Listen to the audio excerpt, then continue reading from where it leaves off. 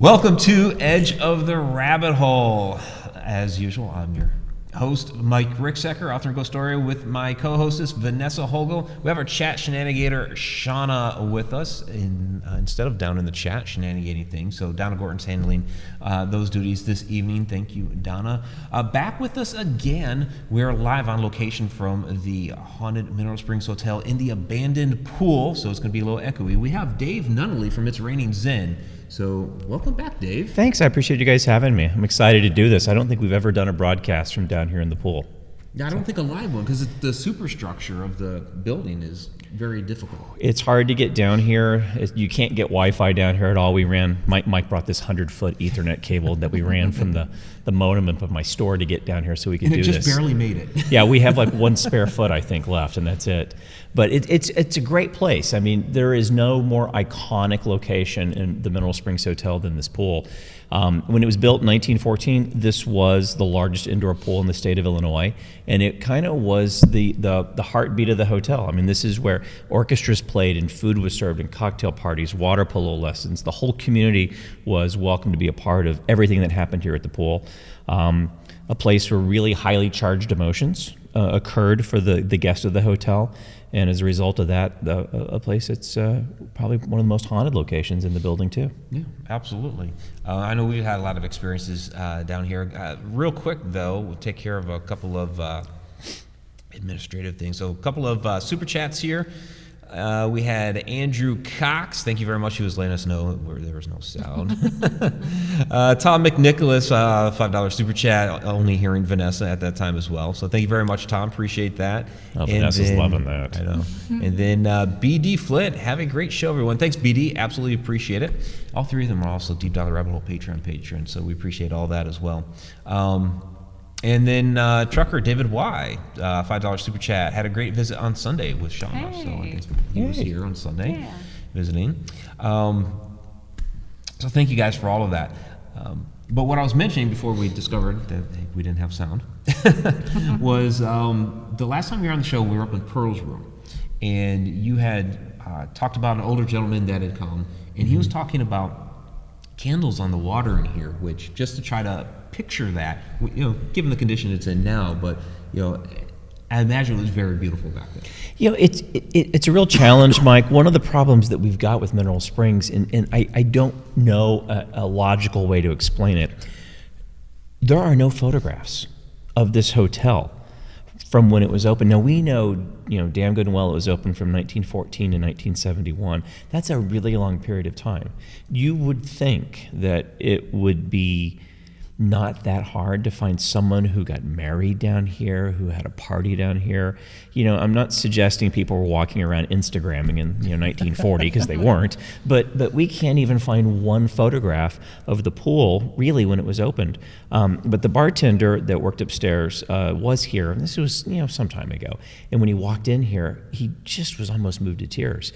The tile, and you guys can see it on the side of the shot here, the white tile, but the whole room was white, and there were these gorgeous candles floating on the water. He described like a lotus. The water was very warm, so unlike tonight, it was nice and comfortable in here. Orchestras were playing. There's a dumbwaiter that would bring food down from upstairs. I mean, it was the place to be seen in all of Alton, was this pool and the Grand Ballroom. Right, the Grand Ballroom as well. Now, were the fountains that are out and about, were they here as well? They were. There were 3 fountains in the building. We have 2 of them. The third one, we have parts of it. It's actually sitting about 75 feet as the crow flies from where we're sitting right now. It's in pretty bad shape. But the 2 fountains that you've seen, the one that's in the lobby and the one that's in the back of the ballroom, those are original to the building. Okay. Yeah. Interesting, because we've gotten, when our friend Leah Ehrlich was here, we got those water-based EVPs off of that fountain back there. So to actually know that that's original to the building kind of makes those EVPs a little bit more special. Yeah, it's really trippy when Lee does that. I've seen him do it. It's and trippy to hear it, too, with your own ears. It's so weird. He's well, he'll be at the. He's going to come to the Paracon this summer, right? Yeah, he'll be at the Paracon. So hopefully, I mean, you never can predict what's going to happen in the spirit world, but hopefully Lee gets to do a repeat performance of the water-based EVPs, and folks who have not seen that or experienced it will at least get to hear it, because it is something. I don't know anyone else that does that but him. No, he taught us that method, and really that video that we have called Voices of Mineral Springs, where Coyote Chris Sutton was with us and all that. That's when he was first teaching us that method, and we had a bunch of EVPs that night, and things that made a lot of sense. You could hear it clearly with your own ears, so they're really almost like disembodied voices where you're asking, where you're from, St. Louis. Well, that makes a lot of sense. St. Louis is right across the river. This was the Las Vegas of the Midwest for St. Louis. What happened in Alton stayed in Alton. People came over here to this hotel, and they do what people do in hotels. So did what people do in hotels. And it's interesting too, when you talk about the water, this is really important, and I think your listeners understand this too. When you talk about the kinds of energy that vectors, that's spiritual energy, when you got the water, the river, the water beneath this building, the limestone that's all throughout this town, I mean, those are really powerful conduits for energy. And so we sit on top of all of that. But there is, once again, no Confederate prison limestone in this building. Zach Bagans, come on, dude. Really? Thank you for clarifying that. You got to do your research there, buddy. That is not a true story. There is no Confederate limestone. And he said that there was, out of all the buildings in Alton, this was one that had the most. Well, sure. Yeah, absolutely. It's a nice story. They never do their research. Yeah. I've been to multiple locations that they investigated. They never do their research. Says she who is wearing skull jammies. I am. And I'm rocking the fuck out of those things. Oh, that's... I got to tell you, it's where you guys are right now. Last Paracon, the group that I was in doing the investigation, and I had Katie and Josh with me, we saw with our own eyes a large orb on the back wall, the opposite of the stairs, on the back wall, right up there where Mike's looking, exactly right there. A lot of people floating, get stuff and I actually caught a picture of it, and it was not dust. So any of y'all naysayers or haters out there is big old fuck you, because that wasn't dust, okay? We love you, Vanessa. We saw it with our own eyes, and we caught it on film right in front of us. Did you make my doll yet, by the way? No, but I will before I go. Okay, because if you don't, not only am I going to give you a hard time for that, I'm going to wash your mouth out with soap when you get here. Why? Make it some of the cool soap, though, from Indigo Moon. Oh, yeah, that stuff is really cool. Shameless plug. Yeah. That was good. Well done. Because that soap is... I keep playing that. That's impressive. Yeah. Well, 2 thumbs up for Shana. Yeah, where you saw that orb though, Vanessa, I mean, I'm trying not to look up there now, but now I'm going to be sort of distracted by it. That goes back into that sort of chamber that's behind the pool, the one without the floor. That's the space that we typically associate with the spirit named William. It sort of the line of sight from where we are now going back to there is one of the most active spots in the building, and we do get orbs here. We get a lot of them down here in the pool. And when you look around Mineral Springs, because it's old, it's 105 years old at this point, it's dusty. The pool is one of those areas, it's dirty, but it's not that dusty down here. It's not as dusty as the slaughterhouse downstairs. Yeah. This was glowing bluish silver. Yeah. Much like the little lightning bolt thingy that hovers underneath the stairs. Yeah, a blue orb is, in my belief, typical of or typically associated with an angelic presence. So that's a good thing to see, I think. And oh yeah, and I wasn't bothered. Yeah, we see them all the time here. I did a radio interview for Lewis and Clark Community College earlier today, and the young reporter that came out to talk about the building was just incredulous, because she was talking about what kind of haunted experiences, what sort of things happen here, and I was just going through them, and I literally started ticking off the names of the spirits that we know, and I got to 31 without even stopping to get a breath. And it's just that way. You just get used to it around here. Yeah, I mean, there are quite a few spirits, even within this pool. Now, you brought up the Z word earlier. So I think we're right around the spot where Aaron, I think it was Aaron, that got demon on the obelisk. That was down in the sub-basement, I think. That was in the. I thought it was in the pool. No, it was in the sub-basement. Okay. That's where Butterscotch. That's the demon's name. Butterscotch lives. We've named it. That's surreal. What? That his name is Butterscotch? Yeah. Well, there's no demon in the sub-basement of Mineral Springs to start with. So naming him Butterscotch really didn't seem to be that problematic for me. We have gotten very similar responses as Zach got on our obelisk when we were down there, but I just not had that experience. The young kid, Dakota, that was on his crew that was completely overcome with emotion, that didn't happen in the pool. It happened right up there, about 50 feet from where we are.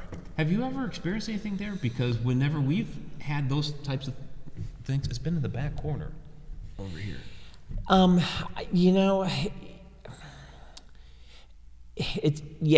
answer is yes, but it requires kind of an explanation. I mean, I get to see Mike and Shana, I don't know, a couple of times a month probably. Yeah. I mean, yeah, so, and then I always, hey, here's the keys, go, make yourself at home, whatever, because these guys are awesome. But I'm here every day, so, if you've been into the pool, let's say 20 times, that's probably about the right number. I mean, I've been down here 400 times. Oh, yeah. So, I think, more than that. yeah, and so something happens literally every place in the pool. Okay. I think one end of the pool, that shallow end, is much more active. That's where Clarence Blair would have drowned, because that's the area he would have dove into. Okay. I think that area is a lot busier spiritually than this end of the pool. Yeah. Yeah, I mean, we've definitely gotten a lot more back there.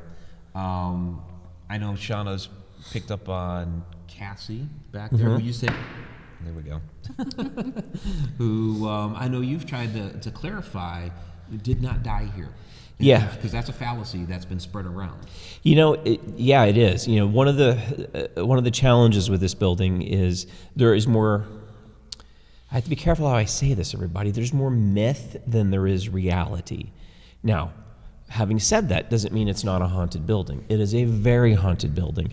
But let's, my words, celebrate the haunts. Let's investigate the haunts that are legitimate and that we have some historical basis for. I think that's important. Cassie and the reporter from Lewis and Clark hit on it today, the story of the artist. The artist who painted the mural, that's a crap story. That just did not occur. The story of Cassie did not occur. No little girl ever drowned in this pool. And for people that tell that story, or at least repeat it when they come to the building, one of the things I say to them is, well, are you a parent? And invariably you get, yeah.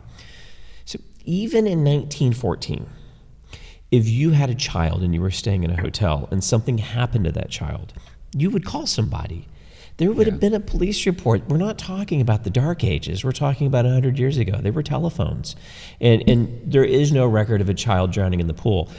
There are tons of anecdotal records of children loving coming to this pool and playing in it. And I think Cassie did. I think she had the time of her life. And when something happened to her later on, this was the place she wanted to come to. Well, that makes sense. Now, and as far as that, is it Dakota? That Dakota fella?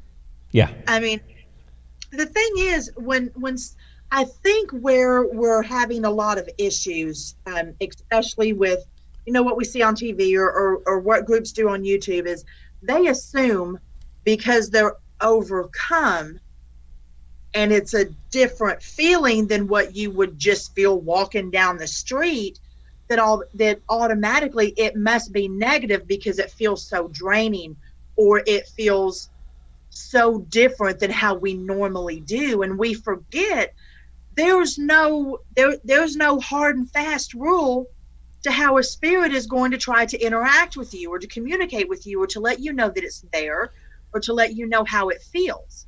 There's not a checklist saying, okay, I can do this and this is considered good. I can do this and it's considered bad. there isn't that. And I think when people feel those emotions and they feel them so strongly because maybe they're empathic, they automatically mentally take it to the negative. I think you're right, Vanessa, but I would also add one more layer to it, and you're being kind not to say it, but theatrics sell advertising, and the more dramatic a show is, the more people are going to tune into it.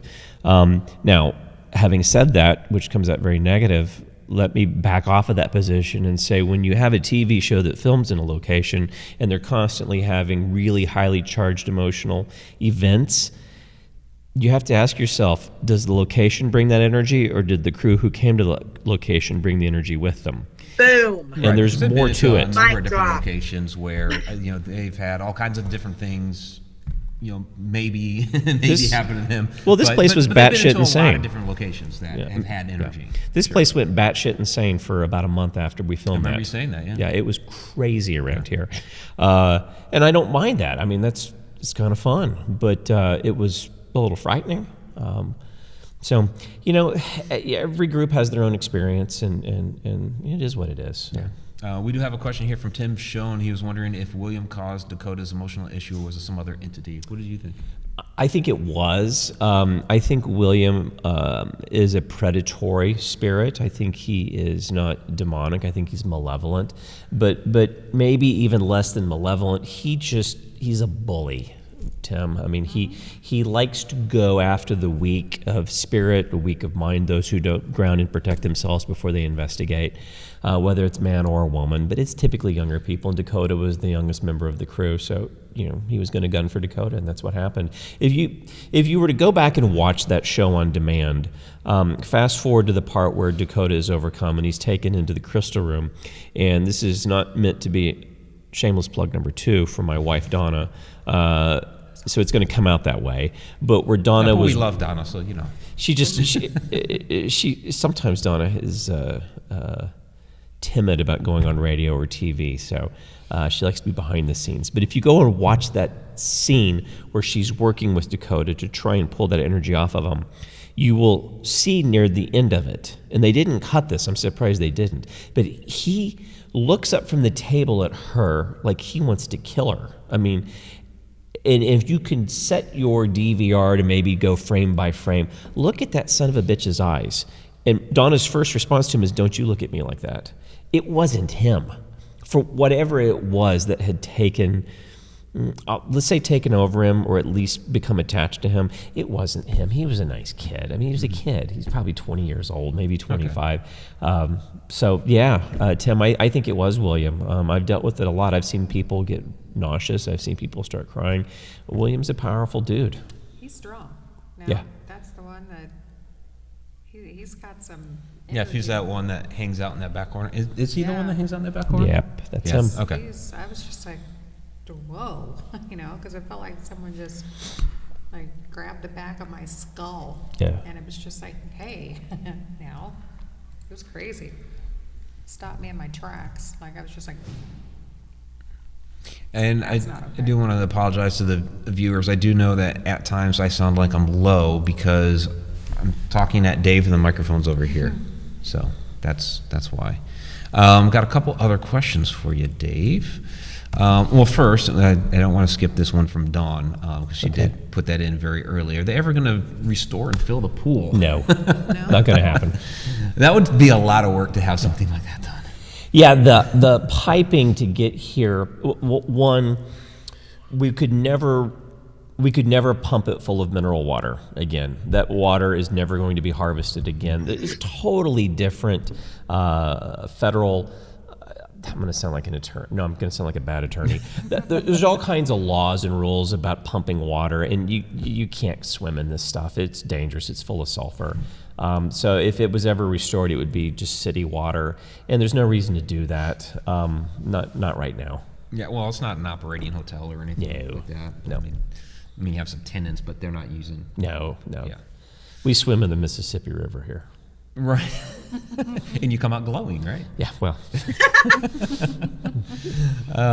From Megan Talbert, good to see you, Megan. Dave, do you ever do any cleansings at the hotel? Yeah, we do. We did 4 of them on Saturday. Really? Yeah. Oh, wow. Yeah, we did 4 on Saturday. I sort of go through a rotation. I use Osha root. I use Palo Santo. I use white sage. My friend Chris drums. Look, putting a metaphysical shop, which is what we do, in a haunted location like this is just a recipe for, not disaster, it's a recipe for highly charged emotional states. And we attract people from all over the Midwest that come here to see the building. Right. And I want to believe, too, some of them come here to shop with us because they like the store. And I'm grateful for both. But we do attract some people that bring some energy with them when they come in the door. And we have to cleanse the building after we have guests. We cleanse every person that investigates with us. And you just kind of have to keep it at bay. When you come to Mineral Springs, the lobby is pretty good. There are stone grids everywhere in this building. And we have something burning pretty much 24/7 just to sort of keep it at bay. Oh, yeah. I know when we walk in, we're like, you smell Zen. There's Yeah. that. Well, you got, what was it, that incense or whatever? That you're like, did. oh, that's the smell of Zen. I got the cones, and Oh, I cool. put it in one of those little wire things, and it hangs in my car. And Yeah, and that I got works. some of the oil too, because it's just like if I'm not going to be there, I gotta have it with me. So Oh, thank you. yeah, You make a really good point, though, because I think for anyone who might misinterpret that, you're not cleansing the location so that you can stop your activity. You're cleansing the location so that you can keep anyone's negative attachments or energy they bring in from affecting your location. Yeah, that's a much, much better way of saying it. And I regret, that's exactly what I meant to come out, but that's not what I said.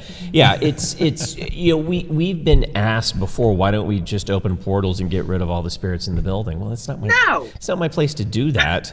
I don't want to do that. But you have a lot of looky-loos that come into the building, and I'm telling you, they bring some weird shit with them. We have had a couple of... there's no way for me to say this, especially on a public record like this broadcast, so I won't say it. We've had people come in here and leave things in the building that they had charged with intention to remove spiritual energy out of Mineral Springs, and I always discover it and I always get rid of it. It just happens. Good. It's not anyone's place to change what happens in this building. We're pretty... Yeah, I mean, we've known people that have said, yeah, we went into this place and, there are 60 spirits in there and we crossed over 30 of them, stuff like that. And so, and I remember at the Paracon, we made sure to tell them, you're not doing that here. Yeah. no, Yeah. It's like, don't do that. These aren't your spirits. This is not your. Well, place. and let's just go ahead and call a big old BS on that, too. It's Right. really easy to make those claims with absolutely no proof. Yeah. And to do that without invitation is not only invasive, it's reprehensible. It's very disrespectful, yeah. Very disrespectful to all involved, Yep. dead or alive. From Robert, is there any poltergeist activity here? Yeah, I mean, I characterize hauntings in 4 categories: residual, same time, same place, same sort of thing; intelligent, that respond to us when we do EVP sessions. I sort of think the third level of that is a poltergeist activity, but poltergeists have gotten a bad rap. I mean, let's face it, the movie kind of ruined it for them all. It's not... It just means noisy ghost. Yeah, that's all it is. It's a noisy ghost that throws things, makes noises. But yeah, we do get that. And then the fourth would be sort of a malevolent demonic haunting. But yeah, we do have poltergeist activity in the building. So you don't have, like, if you were to fill this, speaking of the Poltergeist movie, if you were to fill this, you won't have, like, dead bodies coming up out of the ground or anything like that? God, I hope not. Maybe. Well, that one room in there has got a dirt floor. There's no telling what's buried in there, but let's hope not. That's interesting to me because this building continues to go down further and there's a dirt floor in there. Yeah, it doesn't make any sense. I have no idea why. The original blueprints in Mineral Springs have long been lost. We've got chunks and bits and pieces, mostly from the restorations that were done in 1978, but the 1914 blueprints are long gone. Okay. I have a question that I don't think I asked you the last time you were on. Okay. And it's been bugging me ever since. There is an area, I want to say it's below where you guys are now, that there is a lot of stone in that room, obviously not Confederate, but there is a lot of stone in that room. But it's a small room, and it smells, to me, excessively of urine. The That walls closet back there? That has smell all the like urine. stone? Is it the one that has all the heating elements in the ceiling? It could be. I'm short and I don't look up much, but it's a possibility. Yeah, I think what you're talking about, it's a room that's adjacent here to the pool. That is the old sauna in the hotel. It's not a huge room. It's about 20 feet by about 15 feet, maybe. About that, yeah. Yeah, and so the walls in there are limestone. That is limestone, probably quarried here in Alton. But I seem to be the only one that smelled it. he who smelt it dealt it. I did not TT on your walls. I didn't do it. Well, you wouldn't be the first one that has. First off, I can't reach that high. So let's. I mean, we have to talk about this. Actually, sometimes people pick up a really strong methane smell in this building. I know people want to associate methane and sulfur smelling things with demonic entities. The challenge is you got to debunk the source of that smell first before you jump into the paranormal. And the way the sewer system is built in Alton, one, it's very, very old. It doesn't drain properly, and when we get atmospheric pressure changes here along the river, we get backups of sewer gas that come into the buildings that have, I can't think what it's called, the main line that goes into the sewer that's a little bit deeper than most of the buildings. This is probably one of the deepest ones in town. Okay. We get a methane backup, and it happens in a space adjacent to the pool here. Just like our garage. Yeah. So it happens. So sometimes people say, "Oh my gosh, I smell something. I think there's a demon in the pool." Well, no, that's not what it is. But it just happens. Well, yeah, and I mean, let's face it, that type of negative energy has more of a decaying flesh smell than it does poop. Yeah. Well, yeah. So Spooky Dawn is wondering, has there ever been a seance performed in the pool? Oh my God, Dawn.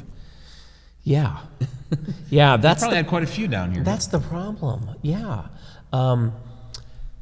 So. I mean, I see candles all around here. So, Yeah, those are left over from investigations. But yes, I mean there have been people, there have been groups and organizations that conducted tours of the building, historical tours, paranormal tours of just this building and of Alton.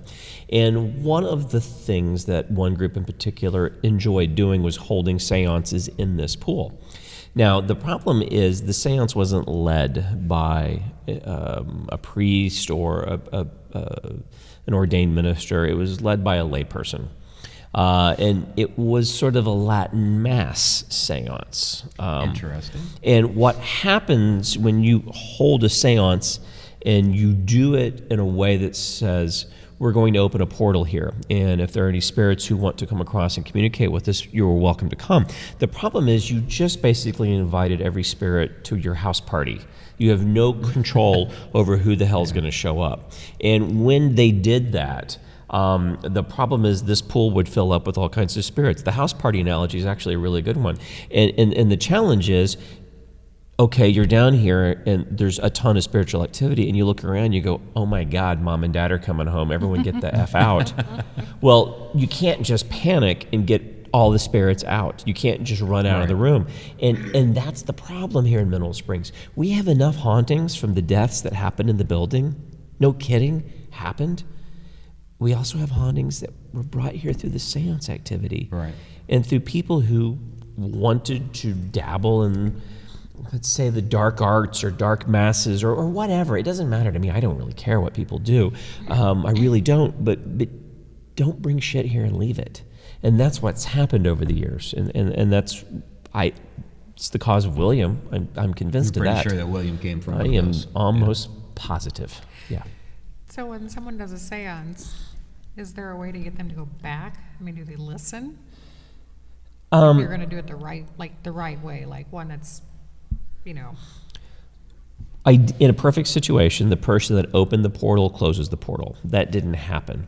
So if a spirit was brought here through a seance and has elected to stay and feels free to move about the cabin at this point, then we can't really as we go through our daily lives, as we go around the building and we encounter these things, it's not like, hey, come on, we're going to go back down to the pool, hold the rope, and let me lead you back down there. Right. And then we bring them down here to a portal and send them off on their way. So, yeah. I've never actually been a part of an actual seance, so. I have.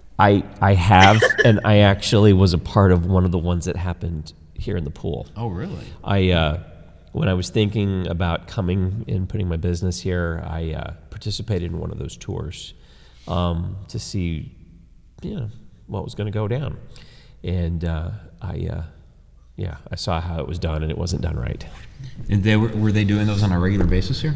Every Friday and Saturday, all summer long, and twice on Sundays during paranormal tourist season. I mean, literally hundreds of them were done over the years. Yeah, so you have no idea really how many. Wow. Okay. So from Judy Wilson, do the spirits stay in just certain places, or do they move around? They move around. There are spirits that are associated with certain rooms in the building. Like Pearl typically stays in her room, and she comes down to the lobby. Cassie is associated with the pool in the area going from the lobby to the pool, up by the barber shop or that staircase. Other spirits kind of roam. There's a little boy spirit, Mason, and we've encountered him all over the building. I think Molly is typically in that one room, but you've encountered her in other places too in the building, if I'm not mistaken. I mean, Mostly if what I'm seeing on a daily basis, even outside of Mineral Springs, because I started seeing it after I found her. And she just goes everywhere that I go. So if that's her, and if that's really her name, and if I will ever know the answer to that question, I feel really strongly that that's going to be her name. Just the reaction to when I said it was just so knocked me out of my chair, powerful, that I was shocked. Really, I wasn't expecting it at all. Scared the crap out of me, to be honest. Like residual spirits exist in their dimension, and things happen the same time in the same place over and over again. I think intelligent hauntings that I think they exist in another dimension as well, and I think the hotel looks beautiful, like it did in the day that perhaps they have chosen to stay in. But when they choose to interact with us during an investigation, it's kind of like they're just taking their hands and opening a tear in their dimension and becoming a part of ours. When they do that, they may choose to follow us around. It's really critically important, whether it's in Mineral Springs or anywhere else that folks choose to investigate. One of the most important things you can do is ground and protect yourself before you start your investigation, and when you're finished, before you leave, hey, no one's going with me. You guys are staying here. You are not welcome to get in my car and go home. I don't bid you ill, but stay right where you are, and I'll come see you again sometime. Do you think that the guy that hangs out in the restroom hallway was brought there by somebody else?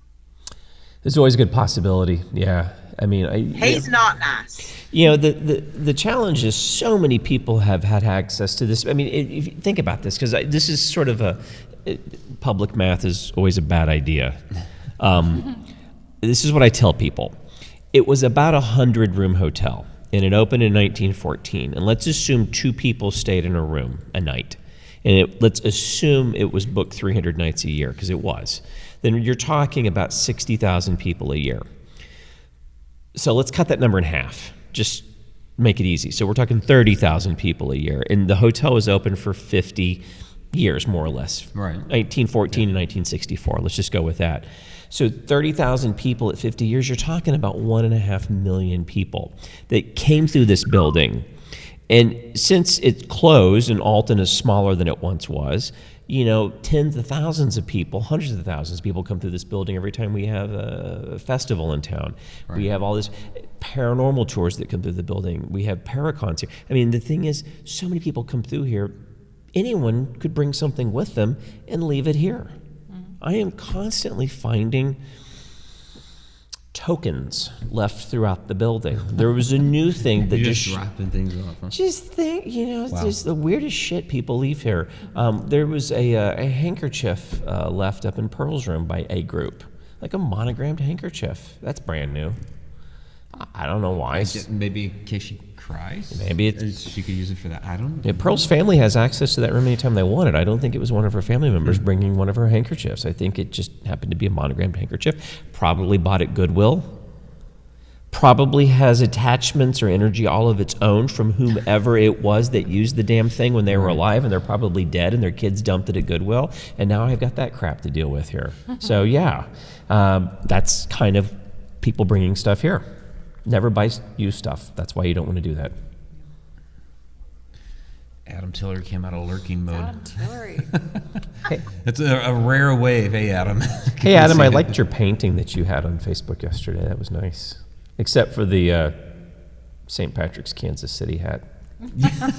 I made a joke to him about that because he had on Instagram, he had the illustration, and then he had one of his wife holding it, but you can see his reflection in it. And I'm like, hey, I want that colored one that has the ghost of the guy in the St. Patrick's Day KC Royals hat.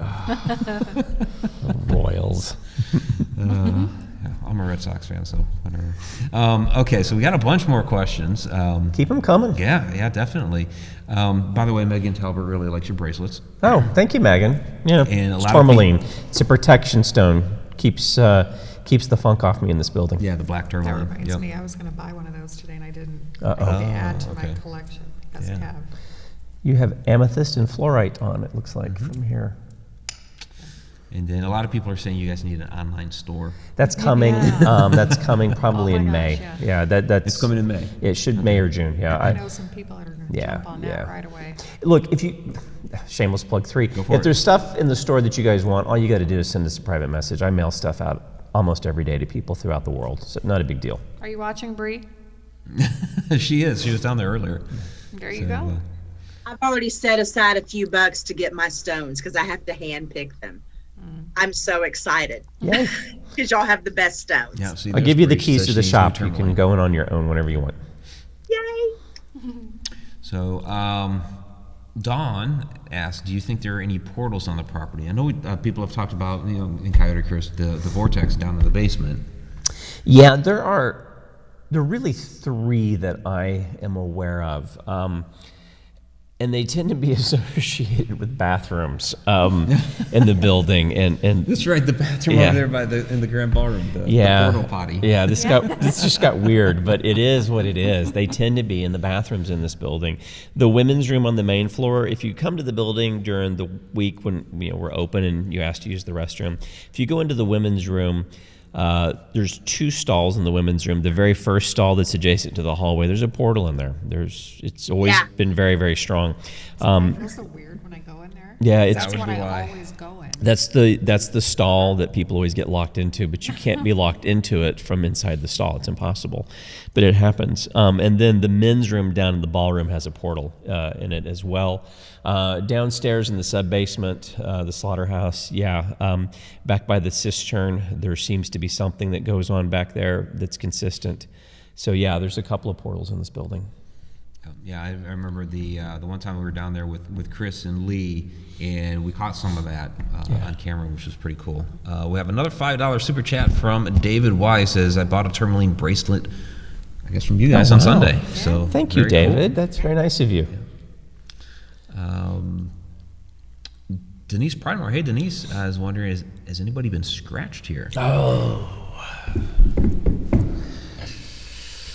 Well, they showed getting. I have to say this because from watching the show, okay. You actually broke down and watched it finally? Well, yes. I watched. Sorry. All right. I was angry. That's okay. It was Proud like of you, Mike. It was like the next day. Well, It was I mean, it's hard. important. You guys also need to see what they did before I say anything about it. Yeah. It was like the next day or 2 days after or something like that. So it was Jay that got supposedly scratched Yeah. upstairs. Yeah. And I'm sorry, but and I've met Jay. He's a nice guy. But he was kind of whining about it. And then Aaron suddenly got spooked and was like running off. And Jay's like, "Well, you're leaving me alone." Now, during the Paracon that we had last year, when we did the author investigation, which is the day before the Paracon, Katie Hopkins. Katie, if you're out there watching, she was pregnant at the time.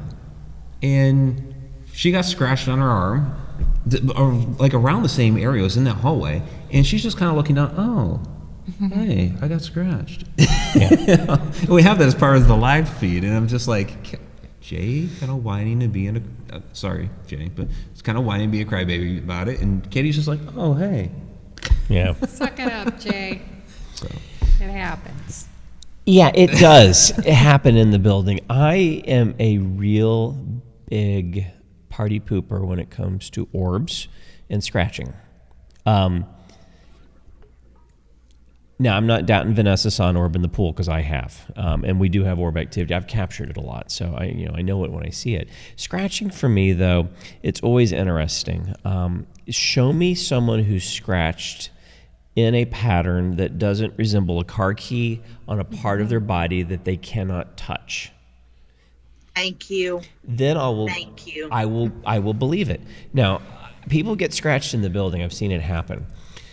The most incredible thing I have ever seen in Mineral Springs actually didn't happen in Mineral Springs.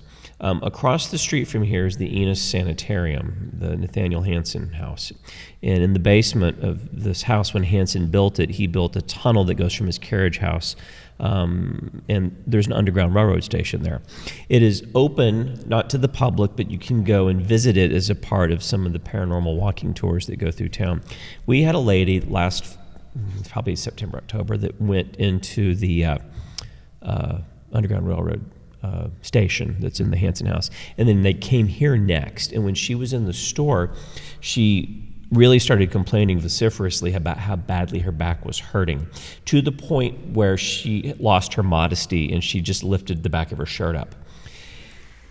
And I have never seen anything like it. A scratch or two or three is one thing. This woman had whelps going all the way down her back in random patterns. There were probably 20 of them, and they were about an inch wide.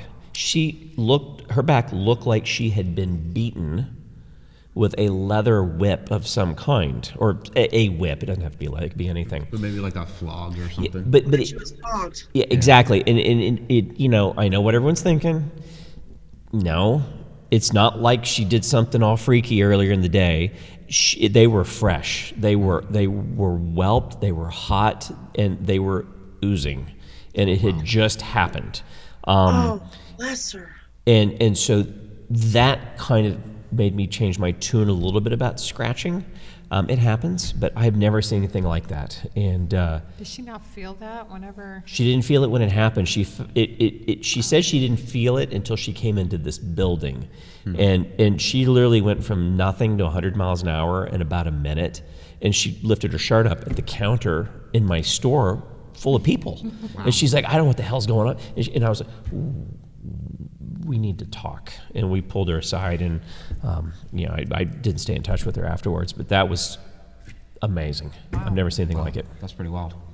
Now, I don't know where you're talking about, but I have to ask, just because you brought up something outside of Mineral Springs, but right across from your building, there is, I want to say there's an ice cream shop in it now. I don't know, but it's that building with the front porch with the, you know what I mean, with the kind of the awning that comes over it. Yeah, that's the 1904 General Store owned by my friend Chris.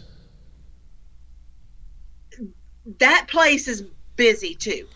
It is. That building was built for the St. Louis World's Fair, the 1904 World's Fair. I can't remember which country it represented. It was some Germany or something, doesn't matter. And they had the World's Fair, and most of the buildings used in the World's Fair were torn down. That one, I don't know the history as well as I ought to. I'm embarrassed. But the gentleman who bought it just fell in love with it when he saw it in St. Louis. And he had it dismantled brick by brick, brought over to Alton, and reassembled on that corner. Wow.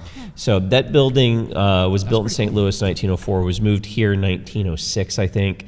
And it's hosted a ton of different businesses. For the majority of its life, it was a insurance agent and a dance studio, ballet dance studio. And they did have experiences in there. I I mean, I know second and third hand stories of things that went down in there. It sounds weird, but that place scares me more than Mineral Springs. It's kind of creepy looking. I didn't want to go in it. I didn't even go near it. Yeah. There's the story something behind about it. it and what lies underneath it that really, really makes me very nervous. Yeah. You picking up on something? I just had to ask. I thought I heard someone walk. I thought I heard something too. Well, y'all have had shit Yeah. going on behind you this whole time. You pulled this crap last show that we did and didn't tell us about it. Do me a favor. Until after the fact, yeah. Next time you see something behind me, will you tell me?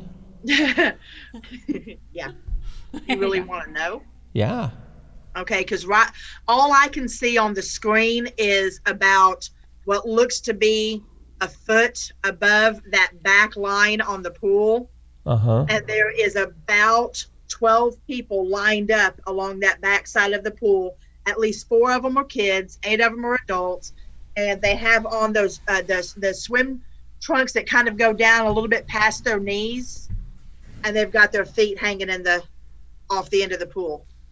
Well, hello. They're just watching. Checking this out. All right. They're not doing anything. They're just watching. They're you're not okay. doing nothing. Come join us. Yeah, come on down. Come on over. But they're wearing the weird swim things that come down past their knees. It looks like they've got their pants rolled up. Well, cool. Dang. Well, whenever we first walked in here, I heard shuffling over there and that end of the pool. Right. Didn't see Yeah, anything. they're not doing anything negative. They're just sitting there watching. And so, you guys, this is what happens here in Mineral Springs. And, you know, this is so unfair for me to say this, and I understand that. I have the luxury of having a business here, and I'm here. This is where I'm supposed to be every day. I mean, I get up every morning and get to come here, and if I want to come down into the pool, we have employees, I can come down in the pool and get a chair and just sit here and drink a cup of coffee for an hour or two in complete blackness and just take it all in. There's nothing more incredible than doing that. It is one. Does it get to be old hat for you? No. I mean, you would think it would be. It's like, you know, people that live at the beach never go to the beach. Right. I think that's because that's tangible. You see it. Here, you never know what you're going to get. You don't know what you're going to hear, what you're going to see, what you're going to smell, you know, what you're going to feel. It's always different every day. There are times where I'm like, man, I don't want to go to Mineral Springs. Or I walk in the lobby, you know, and I see like 50 people up there, and I just want to turn around and go home and crawl back in bed. It still works. That's normal. But yeah, it's just an amazing thing. So for your listeners and you guys know, I mean, you know, we bend over backwards to let anybody experience the building any way that they can. It's just one of those places, even if you're just sitting on the couch. Shana does this all the time and picks up on stuff that's going by her there. It's just that kind of place. Yeah, apparently Carrie Parrish is saying, hey, Carrie, hope you're feeling better. Says there's a spirit named Charlotte watching and really interested in what we're doing. Very cool. So we have a couple other questions. I don't want to, I know we're probably going to have too many, but are there any spirits in the store? I mean, you probably keep that. Yeah, there are. They come in. I mean, that's one of the reasons why we cleanse the store. Yeah. Not so many people come in. Yeah, you know, people are batteries for spiritual energy, just like, you know, we talk about your phone or other electronic devices get drained. People get drained too, and when the spirits of this building are interested in the folks that are coming to visit Mineral Springs, they are naturally drawn to the place where the most people are, which is my stores. And so, yeah, we get a constant parade of energy through there, feeding off of my customers. They just do. And, you know, we deal with it when it happens. Happens, doesn't matter if it's day or night, weekday or weekend day. It happens all the time. Well, you have so many metaphysical objects in there. They attracted some of those objects. Yeah. They love selenite. I had someone poke me the other, and I was just standing there looking at crystals, and I thought it was going to be somebody that I knew, but I just felt a tap on my shoulder, and I turned around and see him. I was like, hi. And I turned back around and was touching stuff, and then it happened again, and I turned around, and I was like, you want to pick one out for me? you know, and but I didn't see anybody. Just a little tap, tap, tap. One of the things I used to do, I don't do it anymore, because I got more than I bargained for, is I would switch the satellite radio to big band music, 1930s and 40s music at nighttime. Okay. Yeah, that makes sense. And what I would tell you is more of what I felt when I did it than what I saw. What you feel when there's big band music just blasting through the lobby, I mean, I had it pretty loud too. Mm-hmm. You could hear it through the whole building. Mm-hmm. You just get this overwhelming sense of happiness. Oh, you good. just start smiling from ear to ear because they're very, very happy. Not the residuals, but the intelligent hauntings that are choosing to break that dimension and come to ours. Mm-hmm. They're like, I remember that song. I'm going to go check it out. And the front half of the building, the lobby area, just gets so alive. I quit doing it. I had to because it was just so much energy from big band music. And, you know, we now have tenants that live in the building, too. Right, so you can't exactly I don't blasting music down the hall. Yeah. They play Grateful Dead 24/7, so right. we get a different sort of energy from that one. Tom McNicholas is wondering if Coyote Chris Sutton plays his drum down here in the pool. He plays his drum everywhere. The pool, the sub-basement, yeah. I mean, Chris's drumming is amazing. Chris is a shaman, and there's a very spiritual, powerful energy associated with rhythmic drumming, whether it's a Native American style or any other style. We have drum circles in the building. I used to host them. Now my friend Stella Webb, who owns Riverbend Spirit Studio, which, you know, she works with us, hosts drum circles, and the energy levels just go through the roof when we have drumming here. But yeah, Chris does it everywhere. Yeah. I miss it because I always have to work. Yeah. I haven't ever sat on one of his drum circles. I need to one of these days. It's wonderful. I know. I was looking forward to because he did the drum circle in the basement for last year's Paracon, but he could only hang for so long, and we missed his session. So I got to see it. Yeah, I bet that was awesome. It really was. A fellow started singing. A dead one started singing in some language, Native American language, and I repeated it for Chris, but he wasn't sure what the statement was, but. It was really, really awesome. Yeah, it's interesting you said that, Vanessa. It's a story that I don't tell very often. I just lost my earbud. There it goes. Down in the sub-basement, there is a very powerful elemental energy that is adjacent to the sub-basement. It's in the hallway going from there. Chris and I have experienced it many, many, many, many times. Excuse me. It's neither masculine nor feminine. It seems to be tied to the land that is that hosts this building. It has nothing to do with Mineral Springs.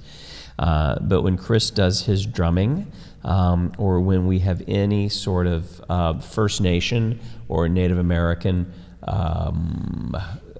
tangent to the investigation, this energy down there just goes off the charts. That could be why I could hear him, because, I mean, yes, I'm Irish and German, but I'm also Cherokee and Sioux. Yeah. There you go. So my great-grandfather was full-blood Cherokee. I mean, full. My mom's eyes are black, you know, so, but I could hear him perfectly. Understood exactly what he was saying and was able to recite it to Chris. He just wasn't sure of what the meaning was. Yeah. I feel Awesome. so calm down there too. Yeah. But it just feels like you're standing in the middle of something. It's like the room, like the walls or whatever, is just going around and round and round, but it doesn't make me dizzy, which everywhere pretty much does. But that place down there doesn't. And I felt protected. yeah, it's really, it's like one of the calmest spots in the building for me. And I hate basements. You do, which I brought this up in something I was talking about. It was yesterday, the day before. It was on a post on the Patreon page where, yeah, you don't ever go down into the basements, which is why there was no, when we did the Cheney Mansion, there was no investigation need. footage from the basement because you can't stand basements. But you are quite fine with the basement here. I like this one. So it's very different. Yep. So Judy Wilson is wondering if the spirits interact with each other. I don't know. I think they do. I hope they do.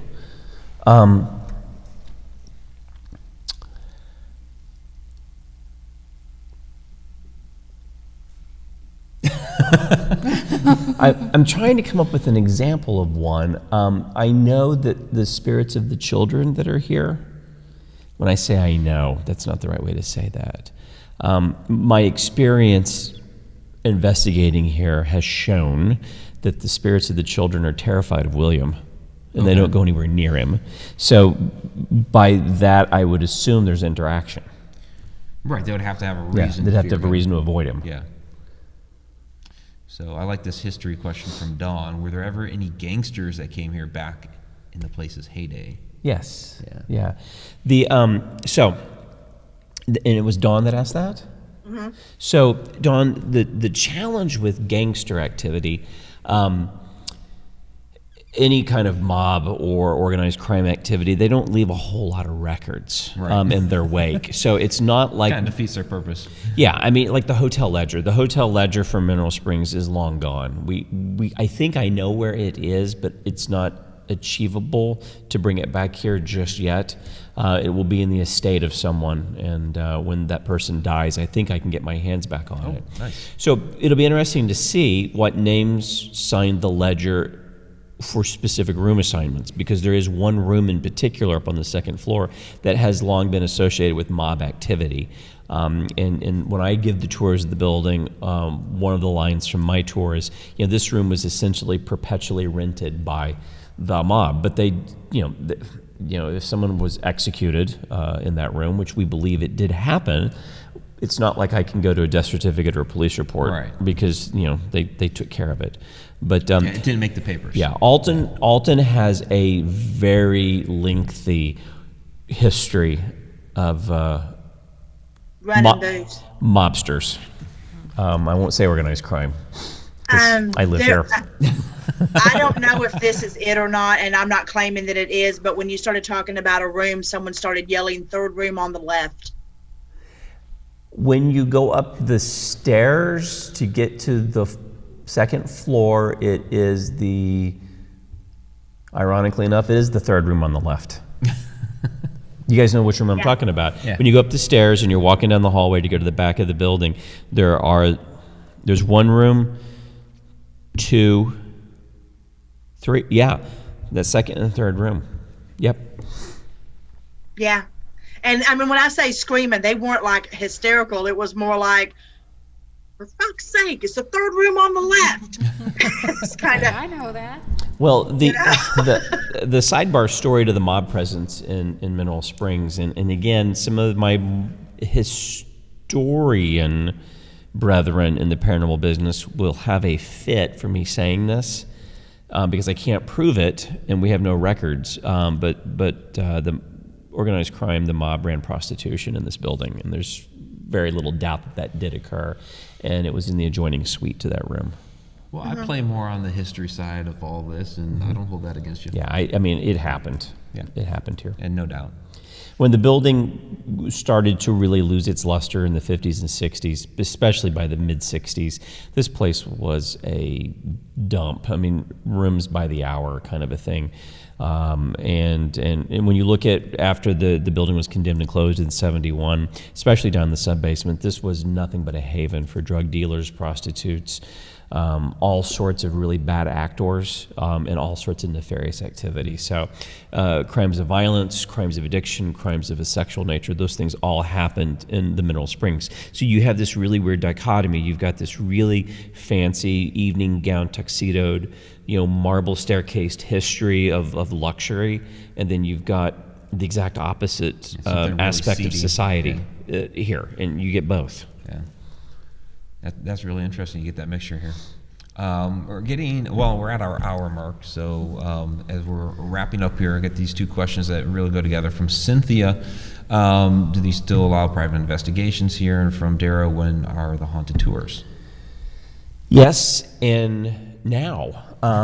So what we do is we allow any paranormal group, if any of your listeners are affiliated, with groups in their region, by all means, we welcome all the paranormal groups that would like to come and investigate. As long as they treat the building with dignity and with respect, they are welcome to come and come back, and they can reach out to us on the Reignings In Facebook or Instagram page, or call the shop at 618-717-0546. We are really booked for most of 2019 already. But if I can work it so I can get you in, I will.